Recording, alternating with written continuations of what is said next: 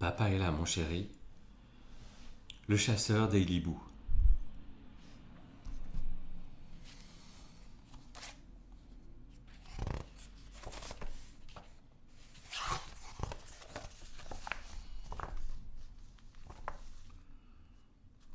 Il était une fois un jeune chasseur appelé Eilibou. Ayant bon cœur, il aidait souvent les autres et leur donnait son gibier. Aussi l'aimait-on beaucoup.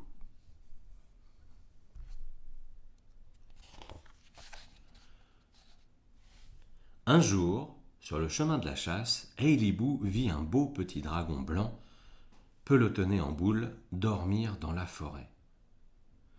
De peur de le déranger, Eilibou voulut passer en silence, mais tout à coup, une grue se rua sur le petit dragon blanc.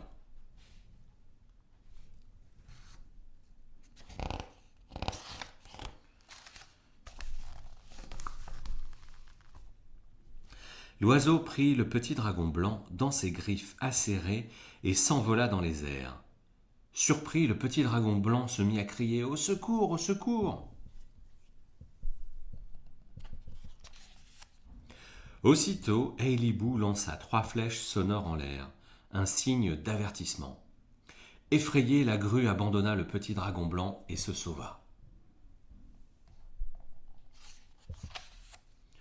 Le petit dragon blanc tomba sur le sol. Eilibou vint lui dire « Pauvre petit, rentre vite chez toi près de tes parents. » En hochant la tête, le petit dragon blanc se sépara à regret du chasseur et prit le chemin du retour.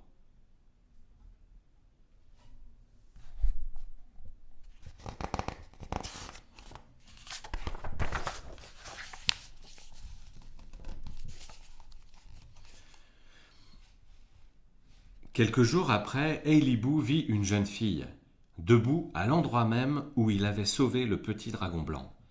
La jeune fille lui dit timidement « Mon sauveur, je suis le petit dragon blanc que vous avez sauvé. Mon père, le roi dragon, m'a demandé tout particulièrement de vous inviter. Il veut vous remercier en personne. »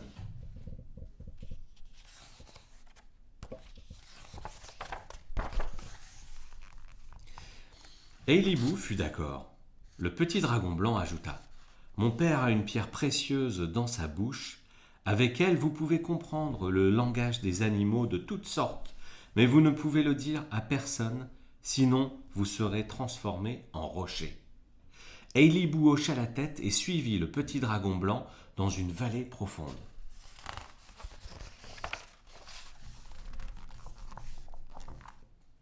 Ils arrivèrent enfin devant une grande grotte.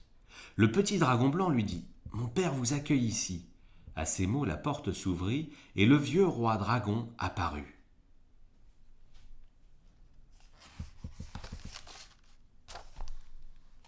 Le vieux roi dragon dit respectueusement à Eilibou « Brave jeune homme, je vous remercie d'avoir sauvé ma fille bien-aimée.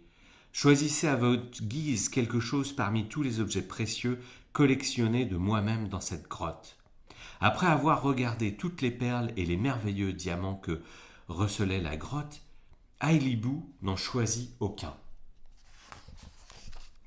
Le vieux roi dragon en fut désolé. « Mon sauveur, est-ce que par hasard aucun de ces précieux objets ne vous plairait ?»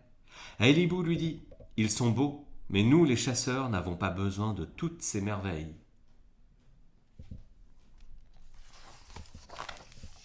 En regardant le vieux roi dragon, Eilibou ajouta « Si vous êtes sincère, donnez-moi plutôt la pierre précieuse qui est dans votre bouche. » Le vieux roi dragon réfléchit puis lui donna la pierre précieuse afin de ne pas rejeter la demande de l'homme qui avait sauvé sa fille.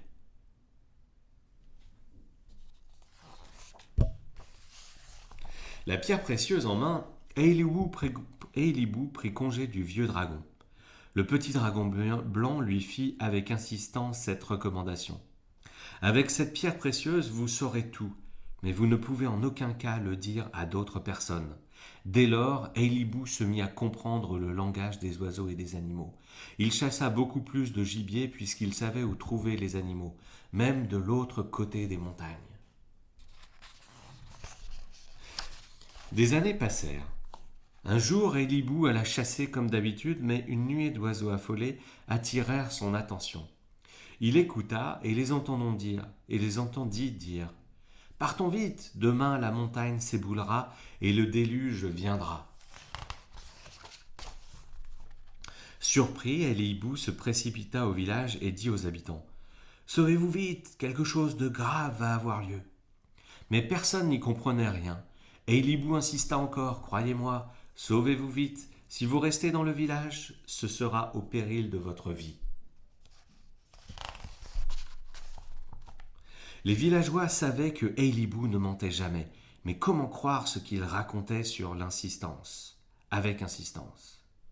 En voyant que les villageois hésitaient, Elibou fut pris de panique. « Est-ce que vous ne me croirez qu'après votre mort ?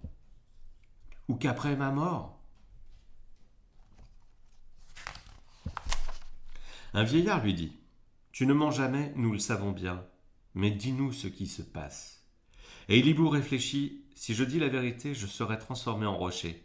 Mais si je garde le silence, mes compagnons mourront tous. » Enfin, il se décida à révéler son secret. Alors, Elibou raconta toute son aventure et expliqua même pourquoi il ne pouvait leur dire la vérité. En parlant, Elibou se sentit durcir. À peine eut-il terminé son récit qu'il se transforma en rocher.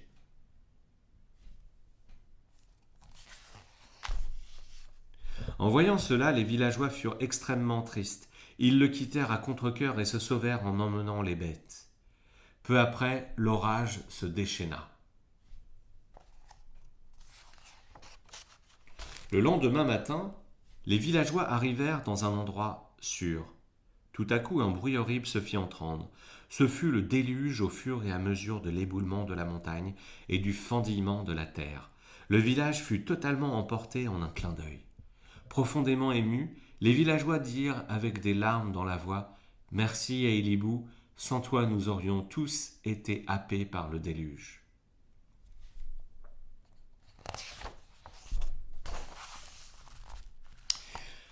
Après le déluge, on retrouvera un rocher ayant la forme de Elibou. Les descendants des Mongols le nomment le rocher de Elibou, en souvenir de ce héros.